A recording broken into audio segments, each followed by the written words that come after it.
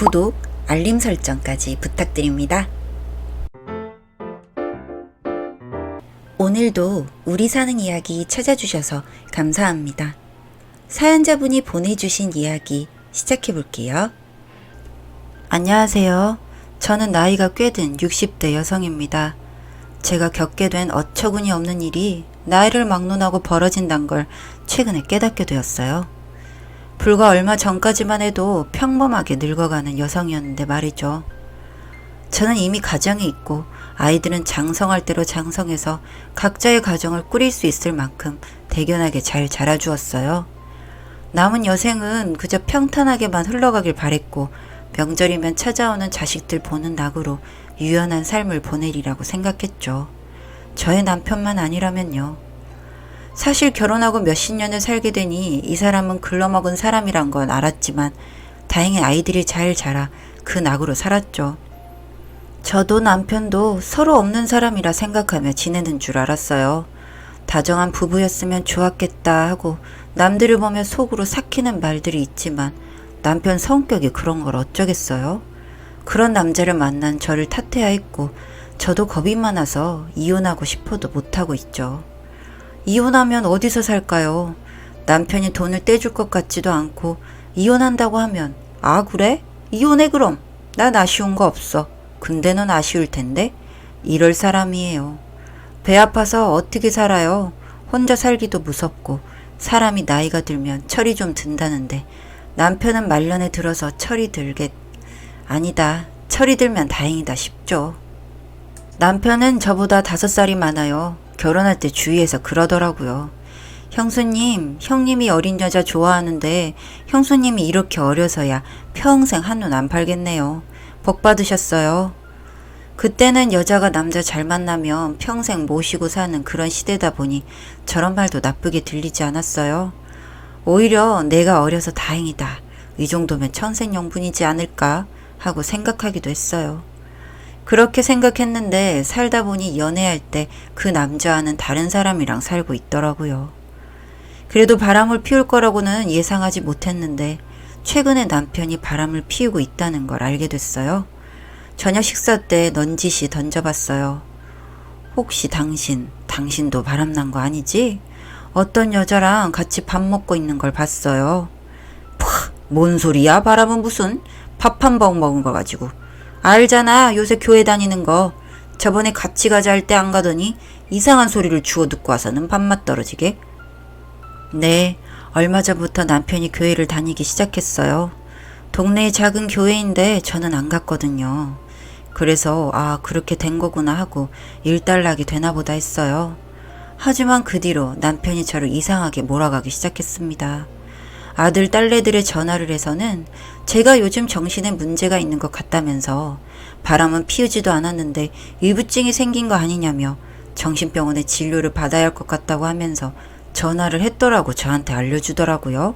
참말 어이가 없었지만 자식들도 바보가 아니에요.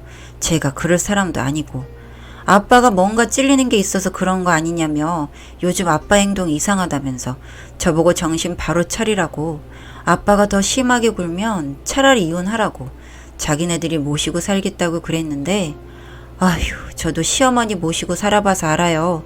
얼마나 불편하고 힘든데요. 마음 같아선 이혼하고 싶죠. 무턱대고 그러는 건 아닌 것 같았는데 하지만 이 인간을 가만두면 안 되겠다고 생각이 들었어요. 잘 살다가 갑자기 정신병원? 질환이 있어? 의부증? 온 천재 물어보세요. 저희 부부가 쌀정이 있어야 의부증도 생기죠. 갑자기 왜 이러는지 도대체 이유를 모르겠더니 한날은 어떤 무리가 저를 찾아왔더라고요. 바로 남편이 다니기 시작했다는 작은 교회의 신도들이었어요. 저희 남편과 그 교회 목사가 남몰래 만나고 있다고 목사가 여자라더군요. 그 둘이 자주 만나서 친해진 곳이 노래방이라더군요. 교회를 다니다 친해진 게 아니라 노래방에서 놀다가 친해졌고 그 여자 목사와 친하게 지내는 신도들 사이에선 다들 알만한 사실이라고요. 심지어는 미래 장소까지 따로 있다더군요. 동네 근처 야산이 있는데 거기에 컨테이너 하나 지어놓고 무슨 짓을 하고 있을지 남사스럽고 교회 돈을 막 쓰는 것 같아 말이 많은 참에 여자 목사의 미래의 대상이 유부남인 걸 알게 돼서 이렇게 찾아온 길이라더군요.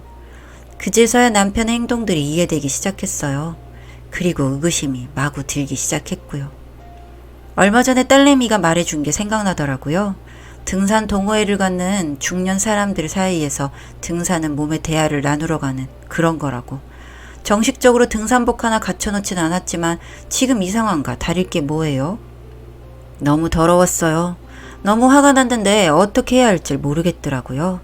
그날 밤에 남편을 기다렸어요. 집으로 들어서는 남편을 보고 어떻게 말해야 할까 기다리는 내내 정해지지 않더라고요. 그리고 남편이 들어오지 않았어요. 그런 소리를 듣고 잠들 수가 있을까요?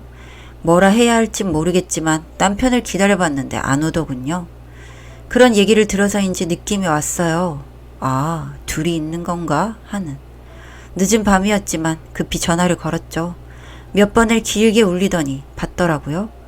덜컥 받으니까 뭐라 해야 할지 모르겠더군요. 받으면 뭐라 해야지 하고 생각하고 있었는데 말이에요. 그건 남편도 마찬가지였는지 뭔가 소리는 들리는데 잘 안 들려서 통화 소리를 키우니 정확히 들렸습니다. 둘의 관계 맺는 괴성 소리가요. 처음엔 당황했어요.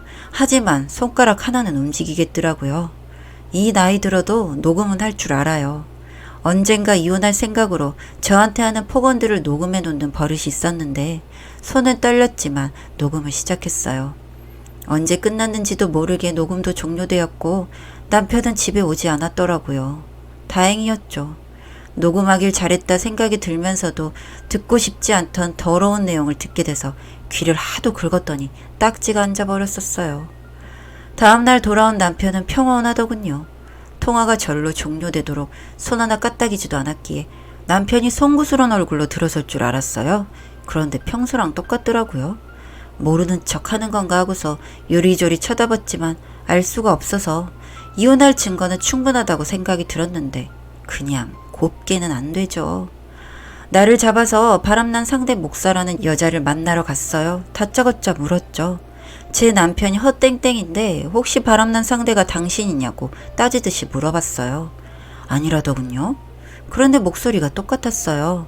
통화 너머로 들었던 소리랑 분명히 같은 목소리였는데 잡아떼길래 녹음한 내용을 들려줬는데도 정말로 자기는 아니라고 모르쇠로 일관하는 뻔뻔함이 보이더라고요. 아, 그러냐, 잘못 알았냐 하며 돌아가는 척하고서 그 목사 여자가 시작하는 예배날에 딸에게 배운 블루투스 스피커를 연결한 채로 관계 당시의 녹음 음성을 재생했어요. 아, 참, 그때 그 예배는 중년인 예배 모임 시간이었다는 것만 참고로 말씀드릴게요. 어린 자녀분들이 없어서 이런 식으로 해야겠다는 생각이 들었습니다. 화가 나서 뭔 짓이든 저지르던 순간에도 이런 생각이 드는 거 보면 저도 참 무서운 사람이죠. 뭐 그래도 이런 여자 목사한테 예배를 받으면 안 되죠. 복수심경, 정의 실현이라는 얄팍한 계산까지 하였답니다. 소리가 시작되니 여자가 자기 목소리가 아니라 우겼어도 신도들까진 못 속이죠. 다들 그 여자 목사를 쳐다보니 그 여자가 미쳐 날뛰더라고요. 끄라고 성경책도 던져 날뛰던 그 여자를 신도들이 감싸 말리는 모습을 한참 동안 눈에 담고서야 자리를 떠났습니다. 얼마 뒤 그 여자는 선교 활동이란 명목으로 교회에서 자취를 감췄더라고요. 남은 문제는 남편 뺨 한 대라도 갈긴 후에 이혼 소리를 던져놓을 심산이었는데 이놈의 남편이 집구석이 안 들어오는 겁니다. 설마 하니 그 여자와 도망이라도 났으려고 싶어서 찾아보기로 마음을 먹었는데 집히는 곳은 단 한 곳뿐이더라고요. 동네 근처 야산이라고 등산할 수 있는 산 하나뿐이니 금세 찾았습니다. 정말로 컨테이너가 지어져 있더라고요. 어처구니가 없어서 가까이 가보니 여기가 문란의 토굴 속이요. 아주 거기가 만남의 장소였던지 멀리 도망이나 간 줄 알았던 여자 목사와 남편이 뒹굴고 있더라고요. 집에 들어오지 않은 며칠째 이곳에 처박혀 짐승도 못할 짓들을 해왔을 거 생각하니 피가 거꾸로 치솟았는데 미친 년놈들을 제 손에서 해결하려 했던 게 바보죠. 사진이나 실컷 찍었습니다. 집으로 와 아들과 딸을 불러 전말만 알려줬습니다. 아무리 아이들이 성년들이라지만 더러운 건 안 보는 게 좋다 생각했고 말로만 전했을 뿐인데도 아이들이 대노해 주더라고요. 애들에게 그러지 말라고 했습니다. 엄마는 복수도 하고 이혼도 하고 아주 좋아 아주. 이걸로 법원에 낼 생각하니까 세상 뿌듯하다. 그러니까 괜찮아. 자식들이 도움을 많이 주고 있습니다. 남편에게서 위자료를 받아내면 자식들이 사는 곳에서 많이 멀지 않은 곳에 혼자 살아보려고 해요. 예전에는 애들이 이혼하라고 해도 무섭고 그렇더니 돈도 많이 생길 거고 이상한 욕구만 가득 찬 늙은이랑 사는 것은 이제는 죽기보다 싫네요. 이 꼴은 저만 봐서 애들이 못 봐서 다행이다 하는 생각도 듭니다. 이사를 가게 되면 집 앞에 꽃을 많이 심어놔야겠어요. 너무 더러운 걸 많이 봤더니 좀처럼 있기가 쉽지 않습니다. 사연은 여기까지였고요. 우리 사는 이야기 시청해 주셔서 감사합니다.